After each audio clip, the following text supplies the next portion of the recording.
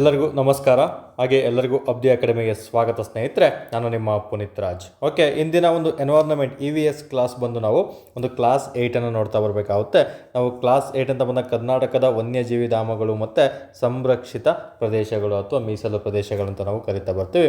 ಹಾಗಾಗಿ ನಾವು already class 7 ಏನೆಲ್ಲ ನೋಡಿದ್ವಿ, ಒಂದು ಭಾರತದ ಒಂದು ವನ್ಯಜೀವಿ ಧಾಮಗಳು ಏನು ಭಾರತದ ವನ್ಯಜೀವಿ ಧಾಮಗಳನ್ನು ನಾವು ನೋಡ್ತಾ ಬಂದಿದ್ವಿ ಸ್ನೇಹಿತರೆ.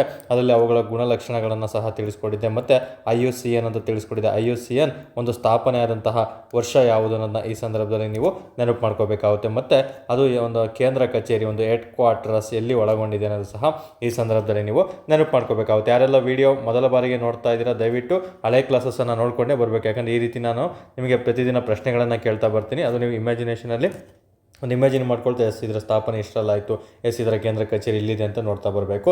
ಮತ್ತು ಅದೇನಾದ್ರು ಕನ್ಫ್ಯೂಷನ್ ಆಯ್ತು ಅಂದರೆ ಇಮಿಡಿಯೇಟ್ ನೋಟ್ಸನ್ನು ತಗೊಂಡು ರಿವಿಷನ್ ಮಾಡ್ಕೋಬೇಕಾಗುತ್ತೆ ಸ್ನೇಹಿತರೆ. ಯಾಕಂದರೆ ಅವತ್ತಿಂದ ಅವತ್ತೇ ನೀವು ಪರ್ಫೆಕ್ಟ್ ಆಗಬೇಕಂತ ನಾನು ಇಲ್ಲಿ ತಿಳಿಸ್ಕೊಡ್ತಾ ಇರೋದು. ಓಕೆ, ಹಾಗಾದರೆ IUCN ಅಂತ ಬಂದಾಗ ಇದರ ಸ್ಥಾಪನೆ ಕೇಂದ್ರ ಕಚೇರಿ ನೋಡಿದ್ವಿ.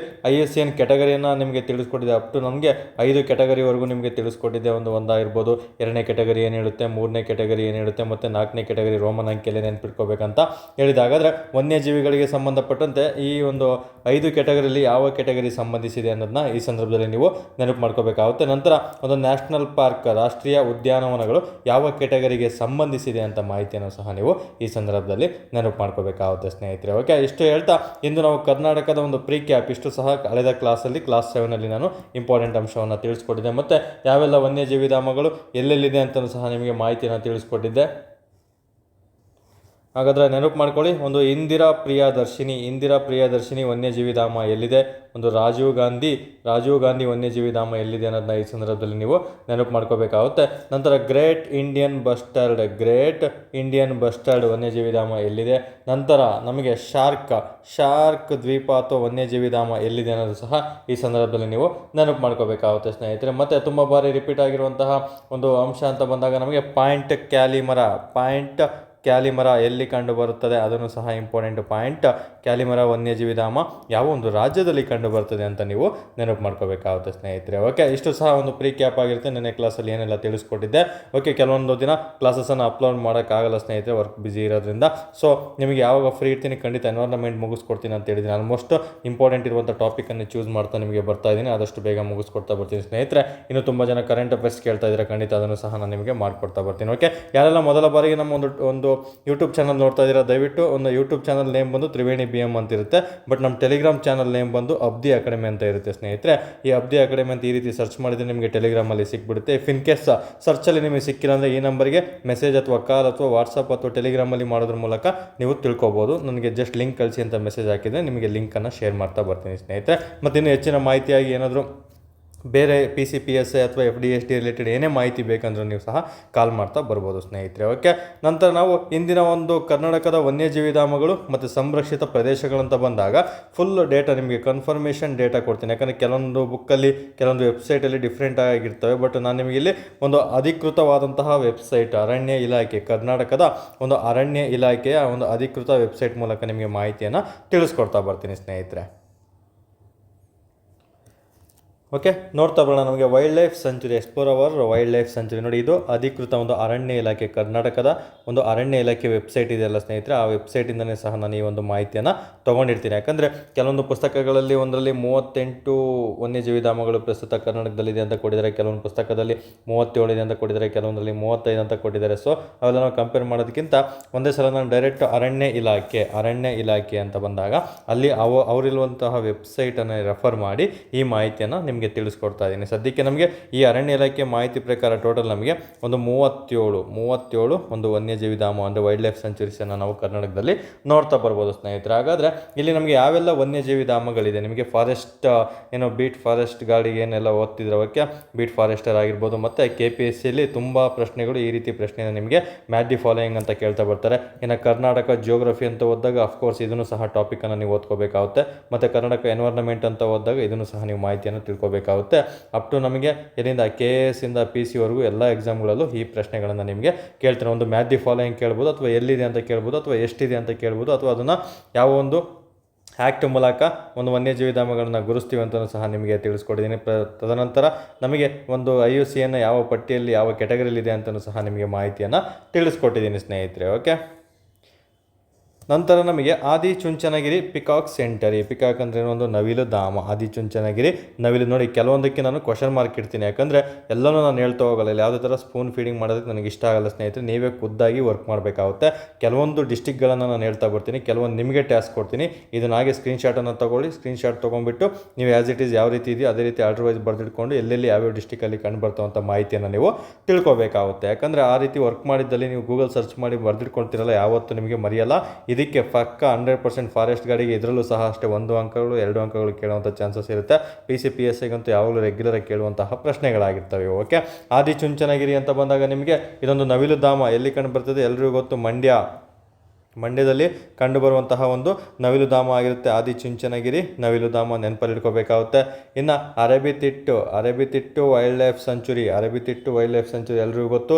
ಇದೊಂದು ಅರಬಿತಿಟ್ಟು ಅಂತ ಬಂದಾಗ ಒಂದು ಮೈಸೂರು ಒಂದು ಜಿಲ್ಲೆಯಲ್ಲಿ ಕಂಡುಬರುವಂತಹ ಒಂದು ಅಂಶ ಆಗಿರ್ತದೆ ಸ್ನೇಹಿತರೆ. ತದನಂತರ ನಮಗೆ ಅರಸೀಕೆರೆ ಸ್ಲಾತ್ ಬೇರ್ ಕರಡಿಧಾಮ ತುಂಬಾ ಇಂಪಾರ್ಟೆಂಟು. ಕರಡಿಧಾಮ ದಾರೋಜಿ ಎಲ್ರಿಗೂ ಗೊತ್ತಿರುತ್ತೆ, ಬಟ್ ಅರಸೀಕೆರೆ ಎಲ್ಲಿ ಬರುತ್ತೆ ಅನ್ನೋದನ್ನ ನೀವು ತಿಳ್ಕೊಬೇಕಾಗುತ್ತೆ. ಹಾಗಾದರೆ ನಿಮಗೆ ಟಾಸ್ಕ್ ಕೊಡ್ತಾ ಇದ್ದೀನಿ. ಇದನ್ನು ಅರಸೀಕೆರೆ ಸ್ಲಾತ್ ಬೇರ್ ಸೆಂಚುರಿ ಯಾವ ಜಿಲ್ಲೆಯಲ್ಲಿ ಕಂಡು ಬರುತ್ತದೆ ಅನ್ನೋದನ್ನ ನೋಟ್ಸ್ ಮಾಡಿ ಇಟ್ಕೋಬೇಕಾಗುತ್ತೆ.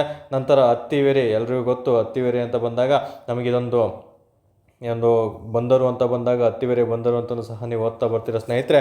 ಈ ಹತ್ತಿವೆರೆ ಪಕ್ಷಿಧಾಮ ನೋಡಿ, ಇಲ್ಲಿ ಇವನ್ನ ಗಮನಿಸಬೇಕು. ಎಕ್ಸಾಮಲ್ಲಿ ಯಾವ ರೀತಿ ಪ್ರಶ್ನೆ ಕೇಳ್ತಾನೆ ಅಂದರೆ, ಆದಿಚುಂಚನಗಿರಿಯು ಒಂದು ಬರ್ಡ್ ಸೆಂಚುರಿ, ಪಿಕಾಕ್ ಸೆಂಚುರಿ, ಅಥವಾ ಒಂದು ವೈಲ್ಡ್ ಲೈಫ್ ಸೆಂಚುರಿ, ಅಥವಾ ನಿಮಗೆ ಬೇರೆ ಏನಾದರೂ ಆಪ್ಷನ್ ಚಿಂಕಾರ ಸೆಂಚುರಿ ಅಂತಲೂ ಕೊಟ್ಬಿಡ್ತಾನೆ. ಹಾಗಾಗಿ ಹತ್ತಿವೆರೆ ಅನ್ನೋದು ಬರ್ಡ್ ಸೆಂಚುರಿ ಅಂದರೆ ಪಕ್ಷಿಧಾಮ. ನೋಡಿ, ಬರ್ಡ್ ಸೆಂಚುರಿ ಅಂದರೆ ಪಕ್ಷಿಧಾಮ, ಪಿಕಾಕ್ ಅಂದರೆ ನವಿಲಾಗಿರ್ತದೆ, ಸ್ಲಾತ್ ಬೇರ್ ಅಂದರೆ ಕರಡಿ ಆಗಿರುತ್ತೆ. ಪದೇ ಪದೇ ರಿಪೀಟ್ ಮಾಡ್ತಾ ಇರ್ತೀನಿ. ಇನ್ನು ಚಿಂಕಾರ ಅಂತ ಬಂದಾಗ ಜಿಂಕೆಗಳಾಗಿರ್ತವೆ, ಅದನ್ನು ಸಹ ನೆನ್ಪಿಟ್ಕೋಬೇಕು. ಇವು 4 ನೆನ್ಪಿಟ್ಕೊಂಡ್ರೆ ಸಾಕು, ಇನ್ನು ಮಿಕ್ಕಿದ್ದೆಲ್ಲ ಸೇಮ್ ಬರ್ತಿರುತ್ತೆ ಸ್ನೇಹಿತರೆ. ಹಾಗಾದರೆ ನೋಡ್ತಾ ಬರೋಣ, ಈ ಹತ್ತಿವೆರೆ ಪಕ್ಷಿಧಾಮ ಎಲ್ಲಿ ಕಂಡು ಬರುತ್ತೆ? UK ಉತ್ತರ ಕನ್ನಡದಲ್ಲಿ ಕಂಡು ಬರುವಂಥದ್ದು ಆಗಿರ್ತದೆ ಸ್ನೇಹಿತರೆ. ನೆನ್ಪಿಟ್ಕೋಬೇಕು. ತುಂಬ ಬಾರಿ ಎಕ್ಸಾಮಲ್ಲಿ ರಿಪೀಟ್ ಆಗಿದೆ. ಉತ್ತರ ಕನ್ನಡ ನಮಗೇನೊಂದು ಬನವಾಸಿ, ಕದಂಬರ ರಾಜಧಾನಿ ಬನವಾಸಿ ಯಾವ ಒಂದು ಪ್ರಸ್ತುತ ಯಾವ ಜಿಲ್ಲೆಯಲ್ಲಿದೆ ಬನವಾಸಿ ಅಂತ ಪ್ರಶ್ನೆ ಕೇಳ್ತೇನೆ. ಉತ್ತರ ಕನ್ನಡ ಜಿಲ್ಲೆಯಲ್ಲಿ ಕಂಡು ಬರ್ತದೆ ಸ್ನೇಹಿತರೆ. ಓಕೆ, ಬನವಾಸಿ ಮೇಲೆ ತುಂಬ ಬಾರಿ ಪ್ರಶ್ನೆ ಆಗಿರುತ್ತೆ. ಬನವಾಸಿ ಯಾವ ನದಿಯ ದಡದ ಮೇಲಿದೆ? ವರದಾ ನದಿಯ ದಡದ ಮೇಲೆ ಬನವಾಸಿ ನೆಲೆಸಿರುತ್ತದೆ ಸ್ನೇಹಿತರೆ. ಇನ್ನು ಪಂಪಾ ಉತ್ಸವ ಅಂತ ಬಂದಾಗ ಅದು ಸಹ ಬನವಾಸಿಯಲ್ಲೇ ಜರುಗೋದು. ಪಂಪಾ ಉತ್ಸವ ಎಲ್ಲ ಕೇಳ್ಬಿಡ್ತಾನೆ ಒಂದು ಮಾಡಲ್. ಓಕೆ, ಪಂಪಾ ಉತ್ಸವ ಒಂದು ಬನವಾಸಿಯ ನಗರದಲ್ಲಿ ಒಂದು ಪ್ರತಿ ವರ್ಷ ಆ ಉತ್ಸವ ಜರುಗುತ್ತೆ ಸ್ನೇಹಿತರೆ. ಪ್ರಶಸ್ತಿಯನ್ನು ಸಹ ಅಲ್ಲೇ ನೀಡ್ತಾ ಬರ್ತಾರೆ. ಓಕೆ, ಉತ್ತರ ಕನ್ನಡ ಅಂತ ಬಂದಾಗ ತುಂಬ ನದಿಗಳು, ಈ ಕಾಳಿ ಆಗಿರ್ಬೋದು, ಒಂದು ಶರಾವತಿ ಆಗಿರ್ಬೋದು, ಮತ್ತು ಇನ್ನೂ ತುಂಬ ನದಿಗಳು ಈ ಉತ್ತರ ಕನ್ನಡದ ಒಂದು ಯಾವ ಒಂದು ತಾಲೂಕಿನಲ್ಲಿ ಹೋಗಿ ಒಂದು ಅರಬ್ಬಿ ಸಮುದ್ರವನ್ನು ಸೇರುತ್ತೆ ಅಂತ ಪ್ರಶ್ನೆಯನ್ನು ಕೇಳ್ತಾನೆ. ಸೊ ಈ ಮಾಹಿತಿಯನ್ನು ಸಹ ನೀವು ಕಂಪಲ್ಸರಿ ತಿಳ್ಕೊಂಡಿರಬೇಕು. ಓಕೆ, ಏನೇ ಬಂದರೂ ಉತ್ತರ ಕನ್ನಡ ಅಂತ ಬಂದ ತಕ್ಷಣ, UK ಅಂತ ಬಂದ ತಕ್ಷಣ ನೀವು ಏನೆಲ್ಲ ಓದಿದ್ದೀರಾ ಆದಷ್ಟು ಅದನ್ನು ನೆನಪು ಮಾಡ್ಕೊಳ್ಳೋಕ್ಕೆ ಟ್ರೈ ಮಾಡಬೇಕು. ಆ ರೀತಿ ನೆನಪು ಮಾಡೋಕ್ಕೆ ಟ್ರೈ ಮಾಡ್ಕೊಂಡಾಗ ಆ ಟೈಮಿಗೆ ಬಂದಿಲ್ಲ ಅಂದರೂ ಪರವಾಗಿಲ್ಲ, ನೆಕ್ಸ್ಟ್ ಟೈಮ್ ರಿವಿಷನ್ ಮಾಡಬೇಕಾದ್ರೆ ನೆನಪು ಬರುತ್ತೆ. ಬಟ್ ಅವಾಗಲೇ ನೀವು ಬುಕ್ಕನ್ನು ತಗೊಳ್ಳೋದು, ಇದಕ್ಕೆ ಕ್ಲಾರಿಟಿ ತೊಗೋಬೇಕು. ನೋಡಿ, ಇಷ್ಟು ಅಂಶಗಳು ಹೇಳ್ದೇವೆ, ಯಾವ್ಯಾವ ಒಂದು ತಾಲೂಕಲ್ಲಿ ಹೋಗಿ ಅರಬ್ಬಿ ಸಮುದ್ರವನ್ನು ಸೇರ್ತು ಅನ್ನೋದನ್ನ ಈ ಸಂದರ್ಭದಲ್ಲಿ ನೀವು ನಿಮ್ಮ ನೋಟ್ಸನ್ನು ರಿವಿಷನ್ ಮಾಡ್ಕೋಬೇಕು. ಓಕೆ, ಇಮಿಡಿಯೇಟ್ ಯಾವತ್ತಾಗಿರ್ಬೋದು, ನಾನು ಅಲ್ಲಿ ಹೇಳಿದ್ದೀನಿ ನಿಮಗೆ, ಪದೇ ಹೇಳಲ್ಲ. ಆಕ್ಷನ್ ಯಾವತ್ತು ನಮಗೆ ಕಾಂಪಿಟೇಟಿವ್ ಫೀಲ್ಡಲ್ಲಿ ಆಕ್ಷನ್ ಮೂಲಕನೇ ಹೋಗ್ಬೇಕು. ಈಗ ಮೈಂಡಿಗೆ ಬಂದಿದೆ ಅಂದರೆ ಅದನ್ನು ಎಕ್ಸಿಕ್ಯೂಟ್ ಮಾಡಿಬಿಡ್ಬೇಕು. ಓಕೆ, ನಂತರ ಬರೋದು ನಮಗೆ Bhadra wild life century. Bhadra ಒಂದು ವನ್ಯಜೀವಿ ಧಾಮ ಎಲ್ಲಿದೆ ಅಂತ ನಿಮಗೆ ಪ್ರಶ್ನೆಯನ್ನು ಕೇಳ್ತಾರೆ. ಭದ್ರಾ ವನ್ಯಜೀವಿ ಧಾಮ ಅಂತ ಬಂದಾಗ ಎಲ್ರಿಗೂ ಗೊತ್ತು, ಒಂದು ಚಿಕ್ಕಮಗಳೂರಿನಲ್ಲಿ ಕಂಡು ಬರ್ತದೆ ಸ್ನೇಹಿತರು. ಓಕೆ, ತುಂಗಾ ಭದ್ರಾ ಅಂತ ಏನು ಬರ್ತವೆ, ತುಂಗಾ ಮತ್ತು ಭದ್ರಾ ಎರಡು ಸಹ ಒಂದು ಚಿಕ್ಕಮಗಳೂರಲ್ಲಿ ಉಗಮ ಆಗ್ತವೆ. ಇವೆರಡು ತುಂಗಾ ಭದ್ರಾ ಎಲ್ಲಿ ಸೇರ್ತವೆ ಅಂತ ಕೇಳಿದಾಗ ಕೊಡ್ಲಿ. ಓಕೆ, ಕೊಡ್ಲಿಗಿ ಅಂತ ಬರುತ್ತೆ. ಈ ಕೊಡ್ಲಿಯಲ್ಲಿ ನಮಗೆ ಕೂಡ್ಲಿಗಿ ಅಂತ ಬರುತ್ತೆ ಸ್ನೇಹಿತರೆ. ನಂತರ ಇನ್ನು ಕೂಡ್ಲಿಗಿ ಬೇರೆ ವಿಜಯನಗರ ಬರುತ್ತೆ, ಇದು ಕೂಡ್ಲಿ. ಓಕೆ, ಓನ್ಲಿ ಕೂಡ್ಲಿ. ಇದು ಶಿವಮೊಗ್ಗದಲ್ಲಿ ಕಂಡುಬರುವಂತಹ ಒಂದು ಸ್ಥಳ. ತುಂಗಾ ಮತ್ತು ಭದ್ರಾ ನದಿಗಳು ಎಲ್ಲಿ ಸೇರಿಸ್ಕೊಂಡು, ತುಂಗನೇ ಬೇರೆ ನದಿ, ಭದ್ರನೇ ಬೇರೆ ನದಿ, ಅವೆರಡೂ ಮಿಕ್ಸ್ ಆಗಿ ತುಂಗಭದ್ರಾ ಆಗೋದು ಕೂಡ್ಲಿ ಅಂತ ಒಂದು ಶಿವಮೊಗ್ಗದಲ್ಲಿ ಕಂಡು ಬರ್ತದೆ ಸ್ನೇಹಿತರೆ. ಅದಾಗಿರ್ತೀನಿ. ತುಂಗಭದ್ರಾ ಅಂತ ಬಂದ ಕೃಷ್ಣ ನದಿಯ ಒಂದು ಉಪನದಿ ಅಂತಲೂ ಸಹ ನೀವು ತಿಳ್ಕೋಬೇಕು. ಮತ್ತು ಕೃಷ್ಣ ನದಿಯ ಅತಿ ದೊಡ್ಡ ಉಪನದಿ ಯಾವುದಂತ ಕರ್ನಾಟಕದಲ್ಲಿ ಅಂತ ಕೇಳಿದರೆ ತುಂಗಭದ್ರಾ ನದಿ ಆಗಿರ್ತಾರೆ ಸ್ನೇಹಿತರೆ. ತುಂಬಾ ಇಂಪಾರ್ಟೆಂಟ್ ಆಗಿರುತ್ತೆ. ಓಕೆ, ಎಲ್ಲ ನದಿಗಳ ಸಿಸ್ಟಮ್ ತುಂಬಾ ಇಂಪಾರ್ಟೆಂಟ್. PCPSI FD SDಗೆ ನದಿ ಅಂತ ಬಂದಾಗ ಒಂದು ನಮಗೆ ಪ್ರಪಂಚದ ನದಿಗಳಿಂದ ಹಿಡಿದು ಕರ್ನಾಟಕದ ನದಿಯವರೆಗೂ ಎಲ್ಲನೂ ಇಂಪಾರ್ಟೆಂಟ್ ಆಗಿರುತ್ತೆ. ಓಕೆ, ನಂತರ ಬರೋದು ನಮಗೆ Bhimgad wildlife sanctuary. Bhimgad wildlife sanctuary ಅಂತ ಬಂದಾಗ ತುಂಬ ಬಾರಿ ಇದನ್ನು ಸಹ ಒಂದು ಕನ್ಫ್ಯೂಷನ್ ಆಗುವಂತಹ ಒಂದು ಅಂಶ ಆಗಿರುತ್ತೆ. ಭೀಮಗಢ ಅಂತ ಬಂದಾಗ ಸಿಂಪಲ್ ನೋಡಿ, ಭೀಮಗಢದಲ್ಲಿ ಇಲ್ಲಿ ಬಿ ಇದೆ. ಬಿ ಯಾವ ಸ್ಟಾರ್ಟ್ ಆಗುತ್ತೆ? ಬೆಳಗಾವಿ ಜಿಲ್ಲೆ ಅಂತ ನೆನ್ಪಿಟ್ಕೋಬೇಕು. ತುಂಬಾ ಇಂಪಾರ್ಟೆಂಟು. ಓಕೆ, ಇಲ್ಲಿ ಬೆಂಗಳೂರು ಅಂತ ನೆನ್ಪಿಟ್ಕೊಬಿಡಿ, ಯಾಕಂದರೆ ಬೆಂಗಳೂರಲ್ಲಿ ಯಾವುದೇ ಥರ ಇರಲ್ಲ ಅಂತ ನೆನ್ಪಿಟ್ಕೊಳ್ಳಿ. ಬಿಸಿಲಿರುತ್ತೆ, ಮರಗಳಿಲ್ಲ, ಗಿಡಗಳಿಲ್ಲ ಅಂತ ನೆನ್ಪಿಟ್ಕೊಂಡು ಅದನ್ನು ಬಿಟ್ಟರೆ ಬಿಯಿಂದ ಶುರುವಾಗದೆ ಒಂದು ಬೆಳಗಾವಿ ಭೀಮಗಢ ವೈಲ್ಡ್ ಲೈಫ್ ಸೆಂಚುರಿ ಅಂತ ನೀವು ನೆನ್ಪಿಟ್ಕೋಬೇಕಾಗುತ್ತೆ. ನಂತರ ಬ್ರಹ್ಮಗಿರಿ. ತುಂಬಾ ಇಂಪಾರ್ಟೆಂಟು. ಬ್ರಹ್ಮಗಿರಿ ಅಂತ ಬಂದಾಗ ಇದು ನಮಗೇನು ಕಾವೇರಿ ನದಿಗೆ ಸಂಬಂಧಪಟ್ಟಂತೆ ಇದನ್ನು ಸಹ ತುಂಬಾ ಇಂಪಾರ್ಟೆಂಟ್ ಆಗಿರುತ್ತೆ. ಕೊಡಗಿನಲ್ಲಿ ಕಂಡು ಬರ್ತದೆ. ಎಲ್ಲಿ ಕೊಡಗಿನಲ್ಲಿ ಕಂಡು ಬರೋದು ಯಾವುದು? ಬ್ರಹ್ಮಗಿರಿ ವೈಲ್ಡ್ ಲೈಫ್ ಸೆಂಚುರಿ ಆಗಿರ್ತಾರೆ ಸ್ನೇಹಿತರೆ. ನೆನಪಿರುವ ಬ್ರಹ್ಮಗಿರಿ, ಪುಷ್ಪಗಿರಿ ಅವೆಲ್ಲ ಸಹ ಒಂದು ನಮಗೆ ಕೊಡಗು ಜಿಲ್ಲೆಯಲ್ಲಿ ಕಂಡು ಬರ್ತದೆ. ಹಾಗಾದರೆ ಚಂದ್ರಗಿರಿ ಎಲ್ಲಿ ಕಂಡು ಬರುತ್ತೆ? ನಿಮಗೆ ಟಾಸ್ಕ್ ಕೊಡ್ತಾ ಇದ್ದೀನಿ. ಚಂದ್ರಗಿರಿ ಅಂತ ಬಂದಾಗ ನಮಗೆ ಇತಿಹಾಸಕ್ಕೆ ಸಂಬಂಧಪಟ್ಟಂತೆ ತುಂಬಾ ಇಂಪಾರ್ಟೆಂಟು. ಚಂದ್ರಗಿರಿ ಅಥವಾ ಚಂದ್ರಗಿರಿ ಬಸಿದಿ ಅಂತಲೂ ಸಹ ಕರೀತಾರೆ. ಎಲ್ಲಿದೆ ಅನ್ನೋದನ್ನ ಈ ಸಂದರ್ಭದಲ್ಲಿ ನೀವು ನೆನಪು ಮಾಡ್ಕೋಬೇಕಾಗುತ್ತೆ ಸ್ನೇಹಿತರೆ. ಇನ್ನು ಬ್ರಹ್ಮಗಿರಿ ಶಾಸನ ಅಂತ ಒಂದು ಬರುತ್ತೆ. ಒಂದು ಬ್ರಹ್ಮಗಿರಿ ಶಾಸನ ಎಲ್ಲಿ ಕಂಡು ಬರ್ತದೆ ಅಂತಲೂ ಸಹ ಈ ಸಂದರ್ಭದಲ್ಲಿ ನೀವು ನೆನಪು ಮಾಡ್ಕೋಬೇಕು. ಓಕೆ, ನಂತರ BRT ವೈಲ್ಡ್ ಲೈಫ್ ಸೆಂಚುರೀಸ್ ತುಂಬಾ ಇಂಪಾರ್ಟೆಂಟು. ಕೆಲವೊಮ್ಮೆ ಇದರ ಒಂದು ಫುಲ್ ಫಾರ್ಮು ಸಹ ಕೇಳ್ತಾನೆ, ಬಿಳಿಗಿರಿ ರಂಗನ ತಿಟ್ಟು. ಓಕೆ,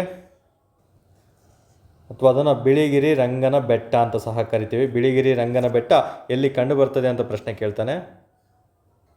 ಓಕೆ, ನಿಮಗೆಲ್ಲರೂ ಸಹ ಗೊತ್ತು ಬಿಳಿಗಿರಿ ರಂಗನ ಬೆಟ್ಟ ಅಂತ ಬಂದ ನಮಗೆ ಮಲೆ ಮಹದೇಶ್ವರ ಅವೆಲ್ಲ ನೆನಪು ಬರ್ತಾವಲ್ಲ ಸ್ನೇಹಿತರೆ. ಇಲ್ಲಿ ಒಂದು ಚಾಮರಾಜನಗರದಲ್ಲಿ ಕಂಡು ಬರುವಂಥದ್ದು ಆಗಿರ್ತದೆ. ಹಾಗಾದರೆ ಬುಕ್ಕಾಪಟ್ಟಣ ಚಿಂಕಾರ. ಓಕೆ, ಬುಕ್ಕಾಪಟ್ಟಣ ಒಂದು ಚಿಂಕಾರ ವನ್ಯಜೀವಿ ಧಾಮ ಎಲ್ಲಿದೆ? ತುಂಬಾ ಇಂಪಾರ್ಟೆಂಟ್. ಇಂಥ ಪ್ರಶ್ನೆಗಳು ನಿಮಗೆ ಕನ್ಫ್ಯೂಷನ್ ಮಾಡೋದಕ್ಕೆ ಹೇಳ್ತಾ ಬರ್ತಾನೆ ಸ್ನೇಹಿತರೆ. ಓಕೆ, ಬುಕ್ಕಾಪಟ್ಟಣ ಚಿಂಕಾರ ಧಾಮ ಎಲ್ಲಿ ಕಂಡು ಬರ್ತದೆ? ಹಾಗಾದರೆ ನಿಮಗೆ ಇದನ್ನು ಟಾಸ್ಕ್ ಕೊಡ್ತೀನಿ. ಯಾಕಂದರೆ ಇದು 2019ರಲ್ಲಿ ಇದನ್ನು ವೈಲ್ಡ್ ಲೈಫ್ ಸೆಂಚುರಿ ಅಂತ ಘೋಷಣೆ ಮಾಡಿದ್ರು ಸ್ನೇಹಿತರೆ. ಹಾಗಾದರೆ ನಿಮಗೆ ಈ ಒಂದು ಟಾಸ್ಕ್ ನಿಮಗೆ ಆಗಿರ್ತದೆ, ನೆನಪು ಮಾಡ್ಕೊಳ್ಳಿ. ನಂತರ Kaveri extension wild life sanctuary ಅಂತ ಬರುತ್ತೆ. Kaveri extension wild life sanctuary ಅಂತ ಬರ್ತದೆ. ಈ ಕಾವೇರಿ ಅಂತ ಬಂದಾಗ ನಿಮ್ಗೆ ಎಲ್ರಿಗೂ ಯೂಶಲಿ ನೆನಪು ಬಂದ್ಬಿಡುತ್ತೆ. ಎಲ್ಲಿರುತ್ತೆ ಕಾವೇರಿ ಅಂದರೆ ಆಲ್ಮೋಸ್ಟ್ ನಮಗೆ ಕೊಡಗುವಿನಲ್ಲೇ ಕಂಡು ಬರ್ತದೆ, ಅಥವಾ ತಲಕಾವೇರಿ ವನ್ಯಜೀವಿ ಧಾಮ ಅಂತಲೂ ಸಹ ನಾವು ಇದನ್ನು ಕರಿತಾ ಬರ್ತೀವಿ. ನೋಡಿ, ನಮಗೆ ಕಾವೇರಿ ವನ್ಯಜೀವಿ ಧಾಮ ಅಂತ ಬಂದಾಗ ಅದು ನಮಗೆ ಕಂಡು ಬರೋದು ರಾಮನಗರದಲ್ಲಿ. ಬಟ್ ತಲಕಾವೇರಿ ವನ್ಯಜೀವಿ ಧಾಮ ಅಂತ ಬಂದಾಗ ಅದು ನಮಗೆ ಕಂಡು ಬರೋದು ಕೊಡಗಿನಲ್ಲಿ. ಕನ್ಫ್ಯೂಷನ್ ಮಾಡ್ಕೋಬಾರ್ದು. ಯಾಕಂದರೆ ಎಕ್ಸ್ಟೆನ್ಷನ್ ಅಂತ ಕೊಟ್ಟಿದ್ರೆ ವಿಸ್ತಾರ ಅಂತ ಬರುತ್ತೆ. ಏನು ನಮಗೆ ಇದೊಂದು ಮಂಡ್ಯ ಜಿಲ್ಲೆಯಲ್ಲಾಗಿರ್ಬೋದು, ಚಾಮರಾಜನಗರದಲ್ಲಾಗಿರ್ಬೋದು ಮತ್ತು ರಾಮನಗರದಲ್ಲಾಗಿರ್ಬೋದು, ಇವೆಲ್ಲವೂ ಸಹ ಕಂಡುಬರ್ತದೆ ಸ್ನೇಹಿತರೆ. ಬರೀ ಕಾವೇರಿ ವನ್ಯಜೀವಿ ಧಾಮ ಅಂತ ಬಂದಾಗ ರಾಮನಗರ ಚೂಸ್ ಮಾಡಬೇಕು. ತಲಕಾವೇರಿ ವನ್ಯಜೀವಿ ಧಾಮ ಅಂತ ಬಂದಾಗ ನೀವು ಕೊಡಗನ್ನು ಚೂಸ್ ಮಾಡಬೇಕಾಗುತ್ತೆ ಸ್ನೇಹಿತರೆ, ಇಂಪಾರ್ಟೆಂಟ್ ಆಗುತ್ತೆ. ನಂತರ ಬರೋದು ನಮಗೆ ಚಿಂಚೋಳಿ ವೈಲ್ಡ್ ಲೈಫ್ ಸೆಂಚುರಿ. ನೋಡಿ, ಈ ಥರ ಹೆಸರುಗಳು ಕೊಟ್ಟಾಗಲೂ ಸಹ 100% ನೀವು ಕನ್ಫ್ಯೂಷನ್ ಆಗ್ತೀರಾ. ಹಾಗಾದರೆ ಇದನ್ನು ಸಹ ನಾನು ನಿಮಗೆ ಟಾಸ್ಕ್ ಕೊಡ್ತಾ ಇದ್ದೀನಿ. ಚಿಂಚೋಳಿ ಒಂದು ವೈಲ್ಡ್ ಲೈಫ್ ಸೆಂಚುರಿ ಎಲ್ಲಿದೆ ಅನ್ನೋದನ್ನ ನೀವೇ ಗೂಗಲ್ ಸರ್ಚ್ ಮಾಡಿ ಬರೆದಿಡ್ಕೋಬೇಕಾಗುತ್ತೆ. ನಂತರ ನಮಗೆ ಬರೋದು ದಾಂಡೇಲಿ ಅಂತ ಹೆಸರು ಕೇಳಿದ್ರೇ ಎಲ್ರಿಗೂ ಗೊತ್ತಾಗ್ಬಿಡುತ್ತೆ. ದಾಂಡೇಲಿ ಒಂದು ವನ್ಯಜೀವಿ ಧಾಮ ಎಲ್ಲಿದೆ ಅಂತಲೂ ಸಹ ಎಲ್ರಿಗೂ ಗೊತ್ತಿರುತ್ತೆ. ಅದ್ರ ಬಗ್ಗೆ ಏನು ಹೇಳೋವಂಥ ಅವಶ್ಯಕತೆ ಇಲ್ಲ, ಉತ್ತರ ಕನ್ನಡ ಆಗಿರ್ತದೆ ಸ್ನೇಹಿತರೆ. ಇನ್ನು ದಾರೋಜಿ ಸ್ಲಾತ್ ಬೇರ್ ಅಂದ್ರೇನು? ಕರಡಿ ಧಾಮ ಅಂತ ಹೇಳಿದ್ದು. ಅಲ್ಲೇ ಇಲ್ಲೊಂದು ಕರಡಿ ಧಾಮ ನಿಮಗೆ ಹೇಳಿದೆ, ಅರಸೀಕೆರೆ ಅಂತ. ನಂತರ ದಾರೋಜಿ ಕರಡಿ ಧಾಮ ಅಂತ ಬಂದಾಗ ಇದೊಂದು ನಮಗೆ ಎಕ್ಸಾಮಲ್ಲಿ ತುಂಬ ಬಾರಿ ರಿಪೀಟ್ ಆಗಿದೆ, ಹಂಪಿಗೆ ನೀರಾಗಿರುವಂಥದ್ದಾಗಿರ್ತದೆ. ಒಂದು ಬಳ್ಳಾರಿ ಜಿಲ್ಲೆಯಲ್ಲಿ ಕಂಡುಬರುವಂಥದ್ದಾಗಿರ್ತದೆ ಸ್ನೇಹಿತರೆ. ನಂತರ ಘಟಪ್ರಭಾ ಬರ್ಡ್ ಸೆಂಚುರಿ. ಘಟಪ್ರಭಾ ಮಲಪ್ರಭಾ ನದಿಗಳೆಲ್ಲ ಎಲ್ಲಿ ಕಂಡು ಬರ್ತವೆ? ಬೆಳಗಾವಿಯಲ್ಲಿ ಕಂಡು ಬರುವಂಥದ್ದು ಆಗಿರ್ತದೆ ಸ್ನೇಹಿತರೆ. ನೋಡಿ, ಘಟ ಒಂದು ಪ್ರಭಾ ಆಗಿರ್ತದೆ, ನಮಗೆ ತುಂಬಾ ಇಂಪಾರ್ಟೆಂಟ್ ಆಗಿರುತ್ತೆ ಬೆಳಗಾವಿ ಅನ್ನೋದು. ನಂತರ ಗುಡಾವಿ ಪಕ್ಷಿಧಾಮ ಇದನ್ನು ಸಹ ತುಂಬ ಬಾರಿ PCPSCಯಲ್ಲಿ ರಿಪೀಟ್ ಆಗಿರೋದು. ಶಿವಮೊಗ್ಗ ಜಿಲ್ಲೆಯಲ್ಲಿ ಕಂಡು ಬರ್ತದೆ, ನೆನ್ಪಿಟ್ಕೋಬೇಕು. ಮತ್ತು ಸಕ್ಕರೆ ಬೈಲು ಅಂತ ಬರುತ್ತೆ. ಸಕ್ಕರೆ ಬೈಲು ಆನೆಗೆ ಸಂಬಂಧಪಟ್ಟಂತೆ ಅದನ್ನು ಸಹ ಶಿವಮೊಗ್ಗದಲ್ಲೇ ಕಂಡು ಬರ್ತದೆ, ಅದನ್ನು ಸಹ ನೀವು ನೆನ್ಪಿಟ್ಕೋಬೇಕಾಗುತ್ತೆ. ಈ ಗುಡಾವಿ ಬರ್ಡ್ ಸೆಂಚುರಿ ಅಂತ ಬಂದಾಗ ಶಿವಮೊಗ್ಗ. ಇನ್ನು Gudekote extension wild life century. Gudekote ತುಂಬಾ ಇಂಪಾರ್ಟೆಂಟ್. ಇದನ್ನು ಸಹ ಒಂದು ಕರಡಿ ಧಾಮಕ್ಕೆ ಸಂಬಂಧಪಟ್ಟಿರುತ್ತೆ ಗುಡೇಕೋಟೆ ಅನ್ನೋದು. ಇದನ್ನು ಸಹ ಬಳ್ಳಾರಿ ಜಿಲ್ಲೆಯಲ್ಲಿ ಕಂಡುಬರುವಂಥದ್ದಾಗಿರ್ತದೆ ಸ್ನೇಹಿತರೆ. ಇನ್ನು ಗುಡೇಕೋಟೆ ಸ್ಲಾತ್ ಬೇರ್ ಸೆಂಚುರಿ. ನೋಡಿ, ಎಕ್ಸ್ಟೆನ್ಷನ್ ಬೇರೆ, ಈಗ ಆಲ್ರೆಡಿ ಡಿಫ್ರೆನ್ಸ್ ಹೇಳಿದ್ದೀನಿ. ಎಕ್ಸ್ಟೆನ್ಷನ್ ಅಂದರೆ ಒಂದು 2-3 ಅಕ್ಕಪಕ್ಕ ಸರೌಂಡಿಂಗ್ ಇರುವಂತಹ ಜಿಲ್ಲೆಗಳನ್ನು ಸುತ್ತುವರೆದಿರ್ತದೆ. ಬಟ್ ಗುಡೇಕೋಟೆ ಸ್ಲಾತ್ ಬೇರ್ ಅಂತ ಕೇಳಿದರೆ ಬಳ್ಳಾರಿ ಆಗಿರ್ತದೆ ಸ್ನೇಹಿತರೆ. ಹಾಗಾದರೆ ಎಕ್ಸ್ಟೆನ್ಷನ್ ಅಂತ ಬಂದಾಗ Gudekote extension wild life century ಎಷ್ಟು ಇದರಲ್ಲಿ ಹಬ್ಬಿದೆ ಅನ್ನೋದನ್ನ ನೀವು ಈ ಸಂದರ್ಭದಲ್ಲಿ ಗೂಗಲ್ ಸರ್ಚ್ ಮಾಡಿ ತಿಳ್ಕೊಬೇಕಾಗುತ್ತೆ, ಅದನ್ನು ಇಂಪಾರ್ಟೆಂಟ್ ಆಗಿರುತ್ತೆ. ನಂತರ ಬರೋದು ನಮಗೆ ಜೋಗಿಮಟ್ಟಿ ಅಂತ ಬಂದಾಗ ಇದು ನಮ್ಮ ಚಿತ್ರದುರ್ಗದಲ್ಲಿ ಕಂಡುಬರುವಂತಹ ಒಂದು ವನ್ಯಜೀವಿ ಧಾಮ ಆಗಿರ್ತದೆ ಸ್ನೇಹಿತರೆ. ಜೋಗಿಮಟ್ಟಿ ವನ್ಯಜೀವಿ ಧಾಮ ನಮ್ಮ ಚಿತ್ರದುರ್ಗದಲ್ಲಿ ಕಂಡುಬರುವಂಥದ್ದಾಗಿರುತ್ತೆ.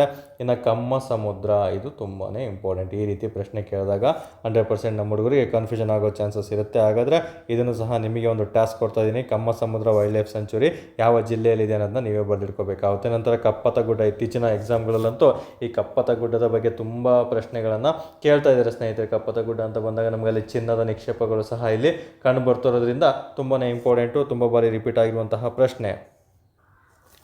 ಓಕೆ, ಎಲ್ಲಿ ಕಂಡು ಬರುತ್ತೆ ಅಂತಲೂ ಸಹ ಪ್ರಶ್ನೆ ಕೇಳ್ತಾನೆ. ಚಿನ್ನಕ್ಕೂ ಫೇಮಸ್ಸು ಇದು. ಓಕೆ, ಮತ್ತು ವಿಂಡ್ ಎನರ್ಜಿಗೂ ಫೇಮಸ್ ಆಗಿರುತ್ತೆ. ಕಪ್ಪತ್ತ ಗುಡ್ಡ ನೋಡಿ, ಇಲ್ಲಿ ಜಿ ಇದೆ, ಗದಗ ಅಂತ ನೀವು ನೆನ್ಪಿಟ್ಕೋಬೇಕು. ಕಪ್ಪತ್ತ ಗುಡ್ಡ ಕಂಡುಬರೋದು ಗದಗಲಾಗಿರ್ತದೆ ಸ್ನೇಹಿತರೆ. ನಂತರ ಮಲೈ ಮಹದೇಶ್ವರ ವನ್ಯಜೀವಿ ಧಾಮ ತುಂಬ ಸಿಂಪಲ್ ಆಗಿರುತ್ತೆ. ಒಂದು ಚಾಮರಾಜನಗರದಲ್ಲಿ ಕಂಡು ಬರ್ತದಾಗಿರುತ್ತೆ. ಇನ್ನು ಮೇಲ್ಕೋಟೆ ವನ್ಯಜೀವಿ ಧಾಮ ಅಂತಲೂ ಸಹ ನಿಮಗೆ ಗೊತ್ತಿರುತ್ತೆ. ಮೇಲುಕೋಟೆ ಅಂತ ಬಂದಾಗ ಇದೊಂದು ಮಂಡ್ಯ ಜಿಲ್ಲೆಯಲ್ಲಿ ಕಂಡು ಬರುವಂಥದ್ದಾಗಿರ್ತದೆ ಸ್ನೇಹಿತರೆ. ಎಕ್ಸಾಮಲ್ಲಿ ಇದನ್ನು ಸಹ ಪ್ರಶ್ನೆಯನ್ನು ತುಂಬ ಬಾರಿ ರಿಪೀಟ್ ಆಗಿರೋದಾಗಿರ್ತದೆ. ಇನ್ನು ಮೂಕಾಂಬಿಕಾ ವೈಲ್ಡ್ ಲೈಫ್ ಸೆಂಚುರಿ ಇದೆ, ಎಲ್ಲರಿಗೂ ಗೊತ್ತಿರುತ್ತೆ. ಉಡುಪಿಯಲ್ಲಿ ಕಂಡು ಬರೋದು ಮೂಕಾಂಬಿಕಾ ವೈಲ್ಡ್ ಲೈಫ್ ಸೆಂಚುರಿ ಆಗುತ್ತೆ. ನಂತರ ನುಗು ವನ್ಯಜೀವಿ ಧಾಮ ಇದನ್ನು ಸಹ ನಮಗೆ ಮೈಸೂರಿನಲ್ಲಿ ಕಂಡುಬರುವುದು ನುಗು ವನ್ಯಜೀವಿ ಧಾಮ ಆಗಿರ್ತದೆ. ನಂತರ ನಮಗೆ ಈ ನುಗು ಅನ್ನೋದು ನದಿನೂ ಆಗಿರ್ತದೆ, ಕಾವೇರಿಗೆ ಉಪನದಿ, ನೆನಪಲ್ಲಿರಬೇಕು. ಇನ್ನು ಮೈಸೂರು ಅಂತ ಬಂದಾಗ ನಮಗೆ ನುಗು ವನ್ಯಜೀವಿ ಧಾಮ ಕಂಡುಬರ್ತದೆ. ಇನ್ನು ಪುಷ್ಪಗಿರಿ ವೈಲ್ಡ್ ಲೈಫ್, ಬ್ರಹ್ಮಗಿರಿ, ಪುಷ್ಪಗಿರಿ ಏನೇ ಬಂದರೂ ಸಹ ಅವೆಲ್ಲ ಕೊಡಗಿನಲ್ಲಿ ಕಂಡುಬರುವಂಥದ್ದಾಗಿರ್ತದೆ. ಇನ್ನು ರಾಣಿಬೆನ್ನೂರು ಬ್ಲ್ಯಾಕ್ ಬ್ಯಾಕ್ ಕಪ್ಪು ಜಿಂಕೆಗಳು ಎಲ್ಲಿ ಕಂಡುಬರ್ತವೆ ಅಂತ ಕೇಳ್ತಾನೆ. ರಾಣಿಬೆನ್ನೂರು ಅದನ್ನು ಬ್ಲ್ಯಾಕ್ ಬಕ್ ಸೆಂಚುರಿ ಎಲ್ಲಿದೆ ಕರ್ನಾಟಕದಲ್ಲಿ ಅಂತ ಕೇಳ್ತಾನೆ. ಸೊ ನಮಗೆ ಏನು ರಾಣಿಬೆನ್ನೂರು ಅಂತ ಬಂದ ಎಲ್ರಿಗೂ ನೆನಪು ಬರುತ್ತೆ ಹಾವೇರಿಯಲ್ಲಿ ಕಂಡು ಬರ್ತದಾಗಿರ್ತದೆ ಸ್ನೇಹಿತರೆ. ಇನ್ನು ಹಾವೇರಿಯಲ್ಲೇ ಬ್ಯಾಡಗಿ ಮೆಣಸಿಕಾಯಿ, ಬ್ಯಾಡಗಿ ಅಂತ ನಿಮಗೆ ಎಲ್ಲರೂ ಗೊತ್ತಿರುತ್ತಲ್ಲ, ಬ್ಯಾಡಗಿ ಎಲ್ಲಿ ಕಂಡು ಬರುತ್ತೆ ಅಂತ ಪ್ರಶ್ನೆ ಕೇಳ್ತಾನೆ. ಹಾವೇರಿ ಆಗಿರುತ್ತೆ. ರಾಣಿಬೆನ್ನೂರು ಬ್ಲ್ಯಾಕ್ ಬೆಕ್ ಸೆಂಚುರಿ ಆಗಿರ್ತದೆ, ನೆನಪಲ್ಲಿರಬೇಕು. ನಂತರ ಬಳ್ಳಾರಿ ಸಿದ್ದಮ್ಮ, ಇತ್ತೀಚಿನ ಒಂದು PC ಪ್ರಶ್ನೆ. ಬಳ್ಳಾರಿ ಸಿದ್ದಮ್ಮ ಯಾವ ಜಿಲ್ಲೆಯವರು ಅಂತ ಪ್ರಶ್ನೆ ಕೇಳ್ತಾರೆ ನೋಡಿ. ಬಳ್ಳಾರಿ ಸಿದ್ದಮ್ಮ ಬಳ್ಳಾರಿಯವರೇ ಇರ್ತಾರಲ್ಲ ಅಂತ ಥಿಂಕ್ ಮಾಡಬಾರ್ದು. ಅವರು ಹಾವೇರಿ ಜಿಲ್ಲೆಯಲ್ಲಿ ಜನನ ಆಗಿರ್ತಾರೆ ಸ್ನೇಹಿತರೆ, ನೆನ್ಪಿಟ್ಕೋಬೇಕು. ಅದು ಸಹ ಪ್ರಶ್ನೆ ಆಗುತ್ತೆ. ನಂತರ ರಂಗನತಿಟ್ಟು ಬರ್ಡ್ ಲೈಫ್ ಸೆಂಚುರಿ ತುಂಬಾ ಇಂಪಾರ್ಟೆಂಟ್. ಯಾಕಂದರೆ ಇದು ಕರ್ನಾಟಕದ ಒಂದು ಮೊದಲ ಬರ್ಡ್ ಲೈಫ್ ಅಥವಾ ಒಂದು ವನ್ಯಜೀವಿ ಧಾಮ ಯಾವುದು ಅಂತ ಕೇಳಿದರೆ ರಂಗನತಿಟ್ಟು ವನ್ಯಜೀವಿ ಧಾಮ ಆಗಿರುತ್ತೆ. 1940ರಲ್ಲಿ ಇದನ್ನು ಸ್ಥಾಪನೆ ಮಾಡ್ತಾರೆ ಸ್ನೇಹಿತರೆ. ಆಗ ಒಂದು ಪಕ್ಷಿ ತಜ್ಞ ಏನು ಸಲೀಂ ಅಲಿ ಅಂತ ಹೇಳಿದ್ನಲ್ಲ, ಅವರ ಅಸ್ತಿತ್ವದಲ್ಲಿ ಇದನ್ನು ಒಂದು ಪಕ್ಷಿಧಾಮ ಅಂತಲೂ ಸಹ ಹೊರಡಿಸ್ತಾರೆ. ಯಾವುದನ್ನು? ಒಂದು ರಂಗನತಿಟ್ಟು ಬರ್ಡ್ ಸೆಂಚುರಿ, ಕರ್ನಾಟಕದ ಮೊದಲ ಒಂದು ವನ್ಯಜೀವಿ ಧಾಮ 1940 ಅನ್ನೋದು ಇಲ್ಲಿ ಇಂಪಾರ್ಟೆಂಟ್ ಆಗಿರುತ್ತೆ. ನಂತರ ರಂಗಯ್ಯನ ದುರ್ಗ ಆಗಿರುತ್ತೆ. ಈ ರಂಗಯ್ಯನ ದುರ್ಗ ಅಂತ ಬಂದಾಗ ಇದನ್ನು ಸಹ ಎಕ್ಸಾಮಲ್ಲಿ ಪ್ರಶ್ನೆ ಆಗಿದೆ. ರಂಗಯ್ಯನ ದುರ್ಗ ಕೊಂಡುಕೋರಿ ವನ್ಯಜೀವಿ ಧಾಮ ಅಂತ ಕರೀತಾರೆ. ರಂಗಯ್ಯನ ದುರ್ಗ ಕೊಂಡುಕೋರಿ ವನ್ಯಜೀವಿ ಧಾಮ ಇದು ನಮ್ಮ ದಾವಣಗೆರೆಯಲ್ಲಿ, ಬೆಣ್ಣೆನಗರಿ ದಾವಣಗೆರೆ ಆಗಿರ್ತದೆ. ಇನ್ನು ಕರ್ನಾಟಕದ ಮ್ಯಾಂಚೆಸ್ಟರ್ ಅಂತ ನಾವೇನನ್ನ ಕರಿತೀವಿ ಅದನ್ನು ಸಹ ದಾವಣಗೆರೆ ಆಗಿರ್ತದೆ ಸ್ನೇಹಿತರೆ, ಅಲ್ಲಿ ಕಂಡು ಬರ್ತಿರುತ್ತೆ, ನೆನಪಿಟ್ಕೋಬೇಕು. ಇನ್ನು ಶರಾವತಿ ವ್ಯಾಲಿ ಲಯನ್ ಟೈಡ್ ಮೊಕಾಕ್ ವೈಲ್ಡ್ ಲೈಫ್ ತುಂಬಾ ಇಂಪಾರ್ಟೆಂಟ್. ಹಾಗಾದರೆ ಲಯನ್ ಟೈಡ್ ಮೊಕಾಕ್ ವೈಲ್ಡ್ ಲೈಫ್ ಯಾವ ರೀತಿ ಇರುತ್ತೆ ಅನ್ನೋದನ್ನ ಗೂಗಲ್ ಸರ್ಚ್ ಮಾಡಬೇಕು. ಲಯನ್ ಟೈಡ್ ಅಂತ ಹೊಡೀರಿ, ಮೊಕಾಕ್ ಅಂತ ಯಾವ ರೀತಿ ಇಮೇಜ್ ಬರುತ್ತೆ ಅದನ್ನು ಇಮ್ಯಾಜಿನೇಷನ್ ಮಾಡಿಕೊಂಡೆ ಇದನ್ನು ನೋಟ್ಸನ್ನು ಮಾಡ್ಕೋಬೇಕಾಗುತ್ತೆ.